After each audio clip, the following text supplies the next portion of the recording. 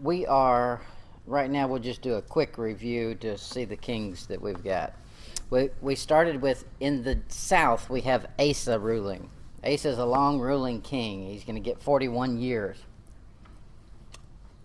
In the north, I believe it's the second year of Asa's reign, Elah comes to power. And after him, we get, anybody know who comes after him? I don't know that we've studied it.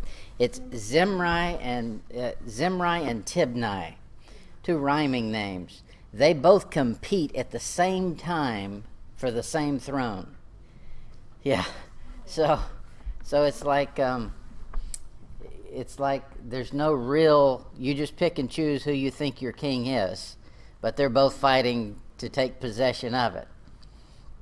They both come to power in 884, and Zimri only keeps it a short while. He lasts for 7 days. Very short while. Yep. And then Tibni will hold on to it for 4 years. All right, Zimri, 885 to about 884, somewhere in that area. He gets it for 7 days, in just a short little while. You'll find him in 1 Kings 16, verse 15. 1 Kings 16, 15.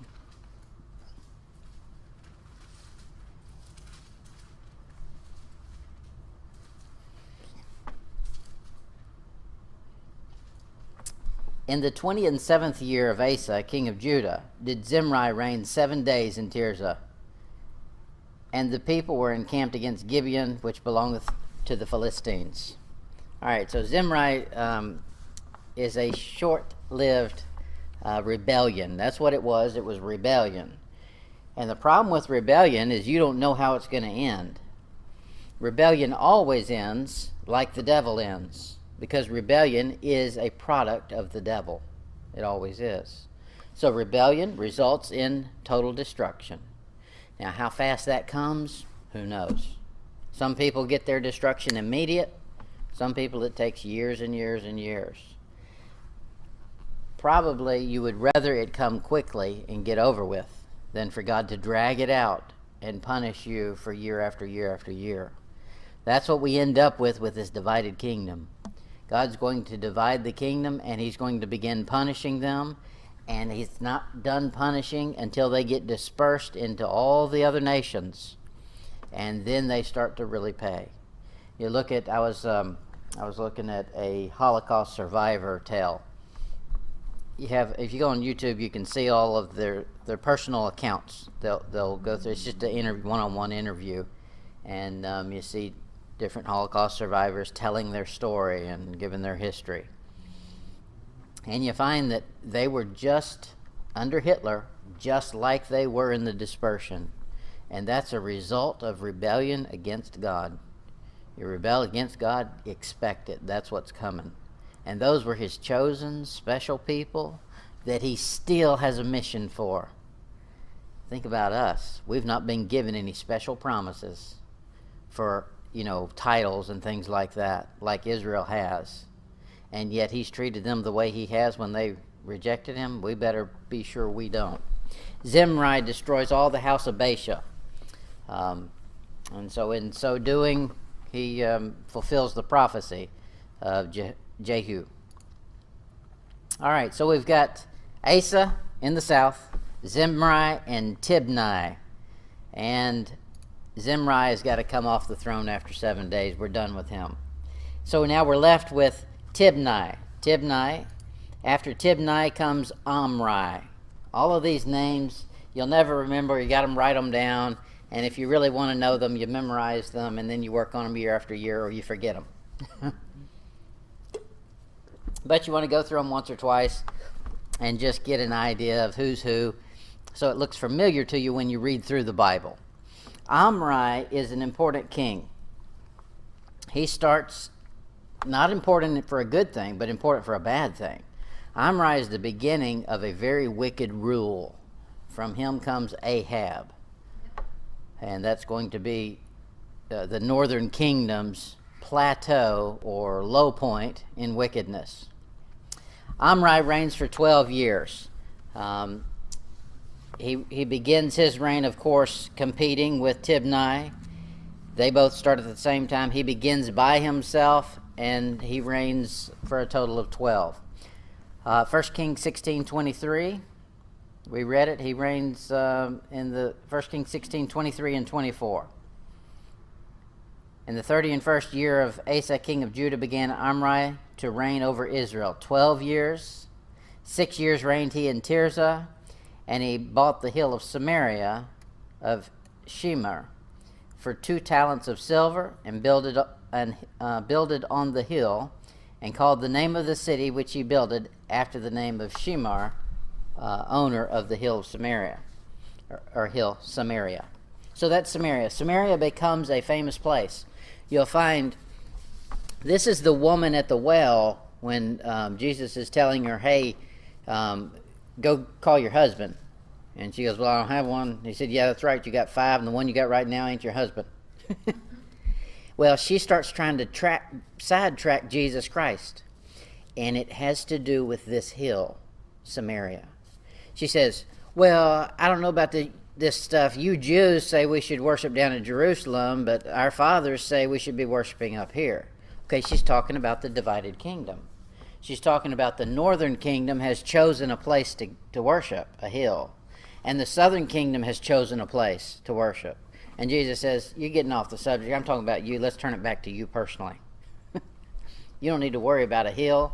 Right now is where it matters. And there's coming a day that nobody's going to be worshiping anywhere, and you're going to be crying for a place to worship. That's the way Jesus witnessed. Okay, he builds this Samaria place, and that becomes a landmark for them.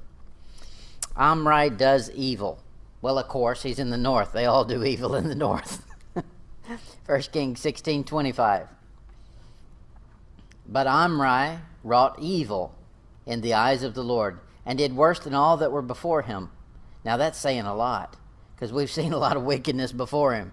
But he says, from here on, it's just going at a rapid incline or decline in the wrong direction. Verse 26.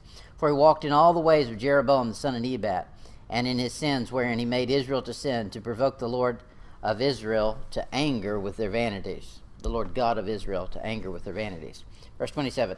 Now the rest of the acts of Omri, which he did, and his might that he showed, are they not written in the book of the Chronicles of the kings of Israel? So Omri slept with his fathers and was buried in Samaria. There's that city. And bad news. Ahab, his son, reigned in his stead. Now, we can't blame it all on Ahab, although Ahab's got a bunch of problems on his own. But he didn't have a good upbringing. I mean, now, your environment is no excuse. However, your environment does have a lot to do with how much wickedness you have access to. So he had access to more wickedness than the kings before him, because his dad, the Bible said, had done more wicked than all the kings previous. So when he's growing up, he has access to all of this wickedness. That's why the generation coming up right now is in trouble. When I was growing up, you didn't have access to the wickedness that the kids nowadays do. The kids nowadays, the access to the wickedness is at a finger's stroke away, on the computer, on the phone, on the internet, anywhere. You just look at the TV, the difference in the TV. Just the content. That was so far from anything anybody would dream of putting on TV. There wasn't any of this homosexual business. It's just wicked, cussing nonstop, using the Lord's name in vain on regular channels TV. That would never have flown when I was growing up. But so what they've done is they're polluting a generation. They're putting more wickedness at their fingertips. If a kid's going to be wicked, they're going to be wicked. But you don't have to enable it. That's what they're doing. They're enabling it. And then it becomes a harder and harder fight for that kid to do right, because now they've been spoiled. They've been spoiled by the world, and the world has contaminated, so they can still do right, and God still expects it. However, it's going to be a hard fight. All right, so we see the closing remarks there on Omri. Then we've got Ahab. Ahab comes in, 1 Kings 16:29. Ahab, the son of Omri, begins to reign in the 38th year of Asa, and he'll reign for 22 years. 1 Kings 16:29. And in the 38th year of Asa, king of Judah, began Ahab, the son of Omri, to reign over Israel. And Ahab, the son of Omri, reigned over Israel and Samaria 22 years. So that's a pretty good length of time to reign. It's just too bad he wasn't a pretty good king. You find God does this. You can't judge a man's character by how long God gives him to live. That's God's mercy, not his approval. Are any of the southern king, any of the northern kings good? No. Nope. They're all bad. Yep. The north is not. They start with the.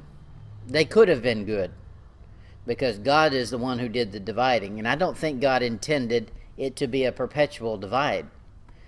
But they went wicked immediately, and so then it became God's saying, "I'm going to show you," and then He did. So Ahab is one of the key figures in the Old Testament for wickedness, and his wife he marries into even worse wickedness than Israel has ever seen.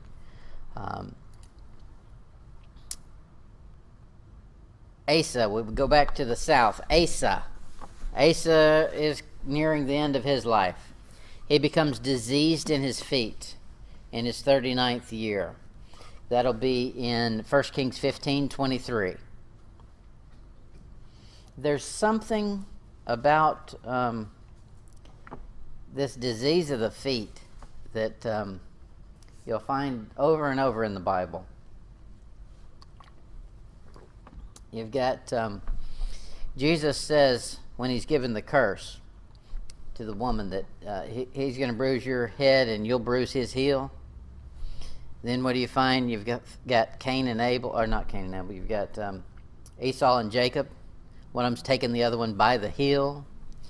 You'll find a passage over there in Psalms where he says, he's talking about he's got, I'll have to look that up for you and bring it next time. He's got a problem with his feet, with his heels. It's all a subtle reference that goes all the way through there, and it's a Jewish thing. And I think God gives it on purpose so that they can see he's fulfilling his promise to bring the seed and the curse.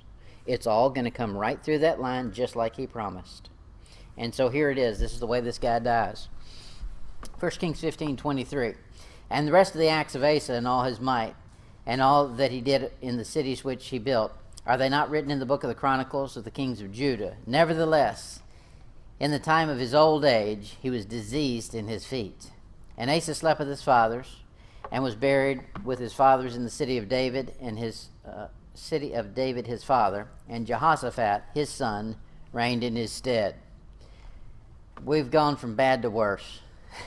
In the north we have Ahab, bad news. In the south we have Jehoshaphat, more bad news. Jehoshaphat is a compromiser. We're going to find Jehoshaphat any good either. So this is a bad time to be in Israel, north or south. There's nothing good. You can find you a cave somewhere and hide. That's about the best you could have done. He says it again in 2 Chronicles 2 Chronicles 16, verse 11. 2 Chronicles 16, 11.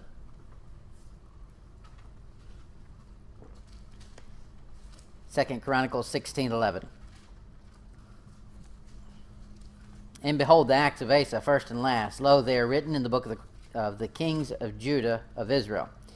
And Asa in the 39th year of his reign was diseased in his feet. There's that disease stuff. Unto this disease was exceeding, until his disease was exceeding great. I can't read tonight. Yet In his disease, he sought not to the Lord, but to the physicians. Now that's typical. Man does that. That's just the normal thing, is there's a problem, I'm going to fix it. Now, the problem is not that he went to the physicians. That's what they're there for. You know, a physician is a calling. That's something God gives a person. If you're called to be a physician, that's your job from God. You're supposed to be doing that. People are supposed to be coming to you to get medicine and get healing. God has special people designed to do that. Nurses, that's a special call from God. You don't want a nurse who doesn't want to be there. You don't want one who's just doing it for the paycheck. They're going to tear you up. You want somebody who's doing it there because it's a calling. They care. Yeah. So here he's gone to the physician. Well, I don't put any fault at the physician. The physician is doing his call. However, the problem is, even when you go to somebody God's called for a job, you're still only taking that with a grain of salt and depending on God. God says right here, the problem is he sought the physician, but not God. He should have done both. Now, it's not wicked to go to doctors. Some people will say it is. Some people will say that God's going to heal you and, he'll take, work a miracle and stay away from the doctors. And that's baloney. God uses doctors, he calls them.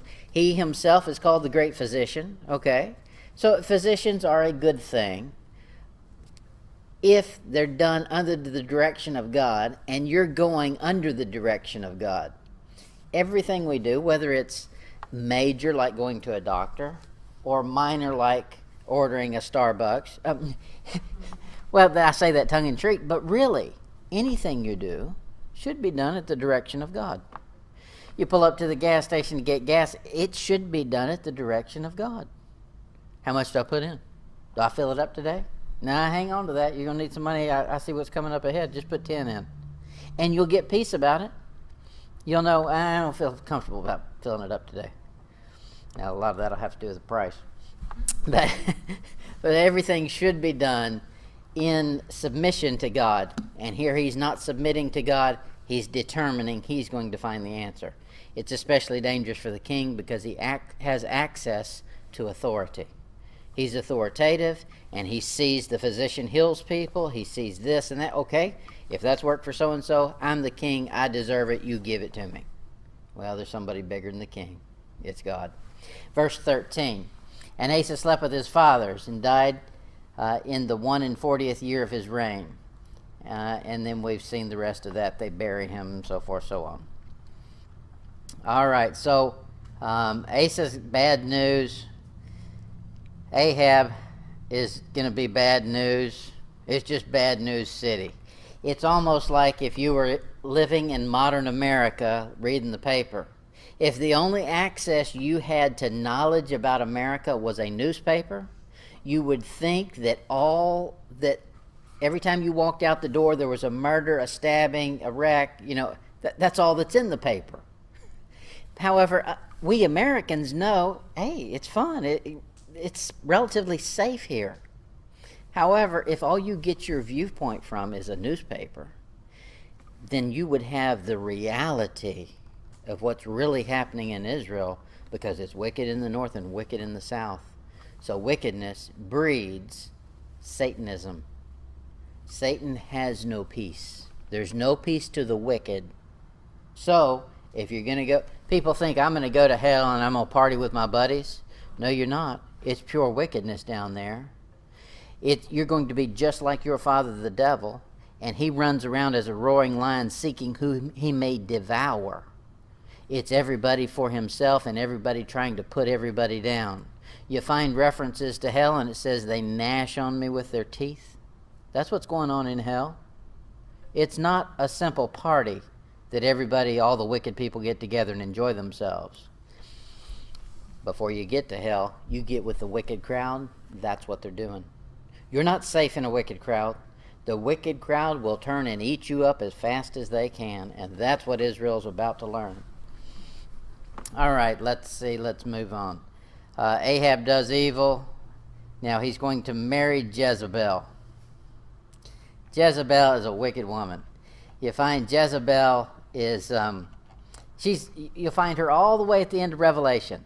Not actually Jezebel, but the name is always used in relation to wickedness. If you want to talk about a wicked woman, Jezebel's the name. Or name their animal. Yeah, right. Yep. That's a good name for a car, Jezebel. No, it'll break down. It will break down.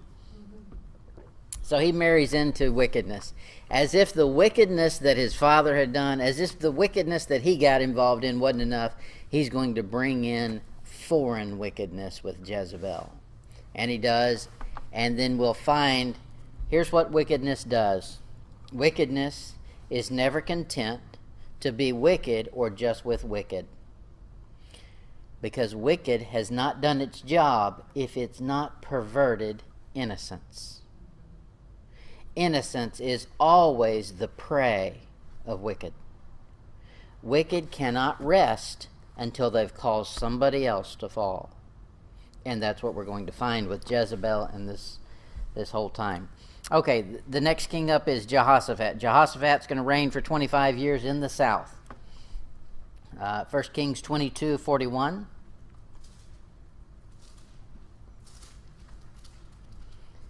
1 Kings 22:41.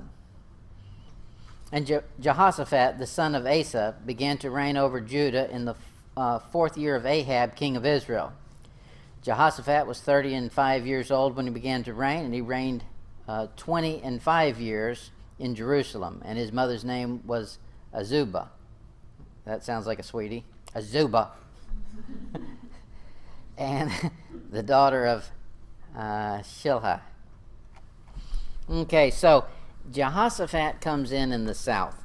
Jehoshaphat could have been a good king. Of course, any of them in the south could have been a good king. Jehoshaphat does well for a while.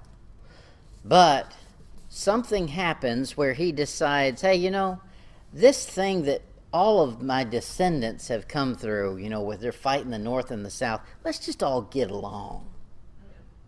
Okay, there's something in the Bible that says, your friend and your father's friend forsake not.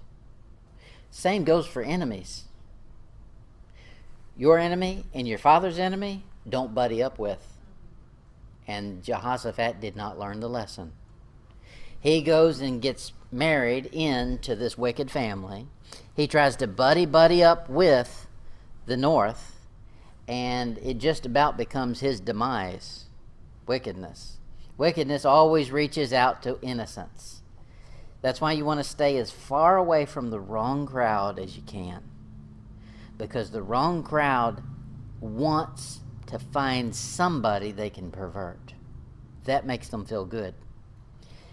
It makes them feel bad if you're strong and you preach against wickedness. But the second they can make you fall, that becomes their credit. Oh, I must not be that bad. Look what they're doing now. Well, why do you think they're doing it? You made them. You brought them into it. But they don't think of it that way. That's just wickedness. In 2 Chronicles 20, verse 31. 2 Chronicles 20, verse 31. And Jehoshaphat reigned over Judah. He was 35 years old when he began to reign, and he reigned 25 years in Jerusalem. Okay, so that's something good. We know he's reigning from the spot that a king is supposed to reign from. The south is the only one that really has legitimate right to the throne because it's David's line, and it's ruling from the right spot. The Jews have a tradition. I don't know if it's true or not. They say that in the south, when this thing first busted up, I've got to get my names right. It's Rehoboam and Jeroboam. Jeroboam's up north, Rehoboam's in the south. Took me a minute to think that. They say that there was a dream. Jeroboam in the north had a dream one night. And the dream was, forget all this wickedness. Just you and the king of the south get together, come back to the Lord. This is supposed to be God was talking to him in this dream. you boys just follow me the way you're supposed to. Come back and we can all walk hand in hand. And so he says, okay, if I come back to the temple, who gets to sit on the throne in Jerusalem? There's only one person allowed to sit on a throne in Jerusalem. That's a descendant of David. And when he says in his dream, Rehoboam will have to sit on it, he says, I'll never go back. And then he builds a wall and won't let the people back into Jerusalem. Because in Jerusalem, if the people came and he came with the people for the feasts, you know what would happen? He would have to sit out with the regular people, the common man. Because he's not a descendant of David, he couldn't sit on the throne. Now, that's going to replay in the tribulation. You know who's going to come in, sit in the temple and declare himself to be God? The devil. Well, he ain't God. And when he comes back, that's the story of Robin Hood. Is that Robin Hood? Yeah, Little John and King, what's the king? King Richard, yeah, Richard. He's been away and he comes back and all the foolishness is suddenly going to have to stop. That's what's going to happen in the tribulation. The devil's going to be sitting up there on the throne acting like he's something when he knows he's nothing, and reality is going to have a quick wake-up call. He's going to come in and say, no, you're sitting in my seat, get up. And then Second Chronicles 20, verse 31. Okay. Ahab rebuilds Jericho and fulfills Joshua's prophecy. In 1 Kings 16, verse 33.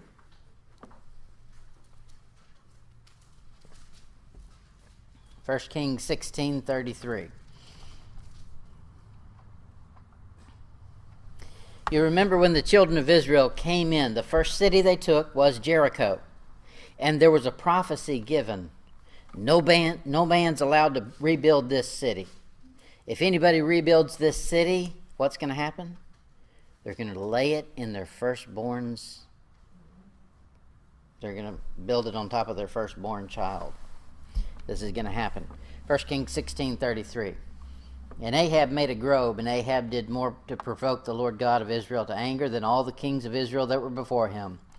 In his days did, can you say that? Hiel? That guy. The Bethlehemite build Jericho, and laid the foundation thereof in Abram, his firstborn, and set up the gates thereof in his youngest son, Segub, according to the word of the Lord which he had spoken by Joshua the son of Nun. There's no way around it. Years later, it fulfills itself.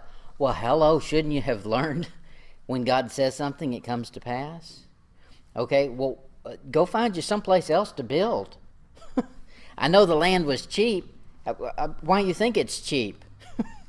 If a deal is too good to be true, it's too good to be true. He should have found something else to do with his time and his capital. But he does it. He builds it, and he builds it just like God says he's going to build it. Well, what do you think is going to happen? When you've dedicated a city to wickedness, that's just pure. That's America now.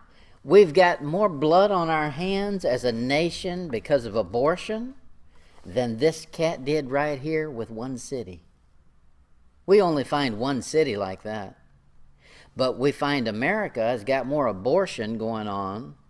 And if we were to compare apples and apples, we're way worse than Jericho.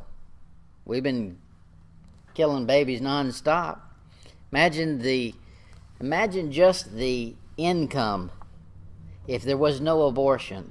Imagine the income that would have been coming in from just the taxes. Okay? Don't worry about debt. Let's start it. Don't kill the people who pay the bills. Okay? Let's do that. But they don't think that way. Joshua 6, verse 26 is where this comes from. Joshua 6:26. Says, and Joshua adjured them at that time, saying, cursed be the man before the Lord that riseth up and buildeth this city Jericho. He shall lay the foundation thereof in his firstborn and in his youngest son, shall he set up the gates thereof. And it happens to the T, just like he said.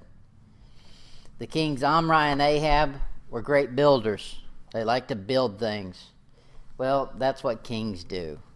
That's what presidents do. That's what all these, rulers do, is they've got to show how powerful they are. So to do that, they set up some big monuments so that when they're dead and gone, somebody will look at it and say, wonder how that got here. That guy must have been great. It's not going to work that way. When you're dead and gone, rarely is anybody going to think of you. They build, their wealthy subjects led to these grand works like the city of Jericho. So somebody who's wealthy gets permission from the king to build it, and the glory goes back to the king. That's their idea of posterity. They're passing it on. Jehoshaphat in Judah. He walks in the ways of Asa, his father. The high places for burning incense are not removed. That's a bad thing. Every king has got to fight this. You'll find all the way through the Bible, the one thing that has to always be perpetually done is getting rid of idols, getting rid of the groves, and getting rid of the sodomites. That's just, that should have been a rule before you sat down on the throne.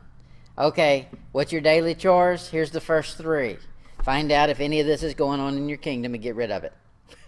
Because it always becomes the major downfall of each kingdom, is if they let the sodomites back in, if they've got this idol worship going on.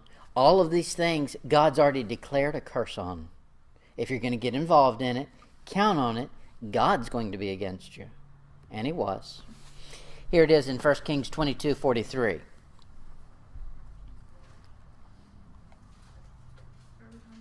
1 Kings 22, verse 43.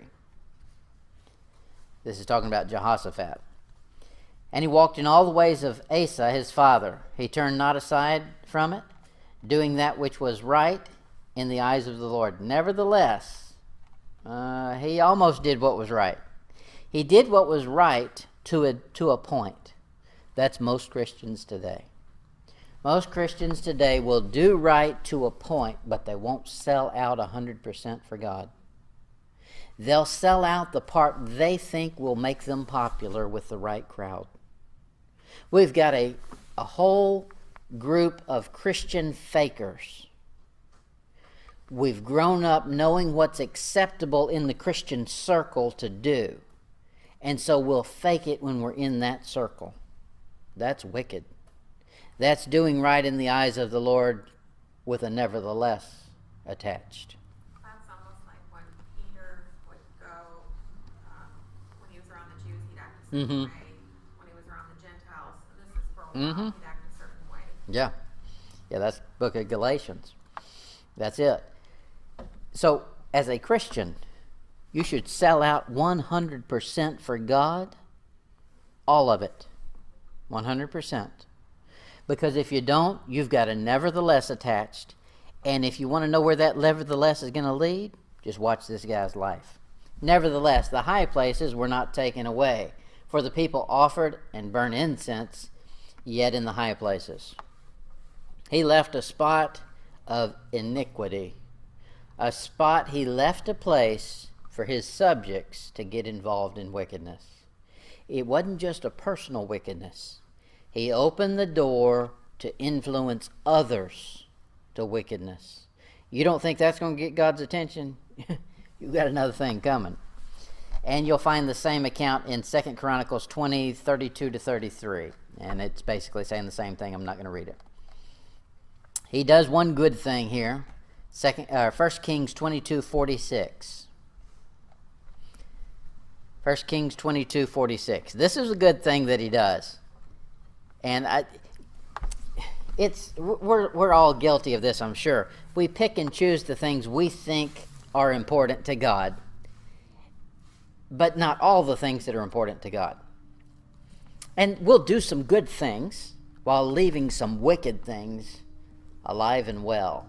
You got to destroy all wickedness. You got to pursue God 100%, or you're just becoming Nothing's hid from God. We can't fake it before him. He knows exactly what's going on. I don't know why we think we can get away with that. 1 Kings 22:46. And the remnant of the Sodomites, which remained in the days of his father Asa, he took out of the land. Good job. He did something good. He still had that nevertheless hanging on to him. But he did something good.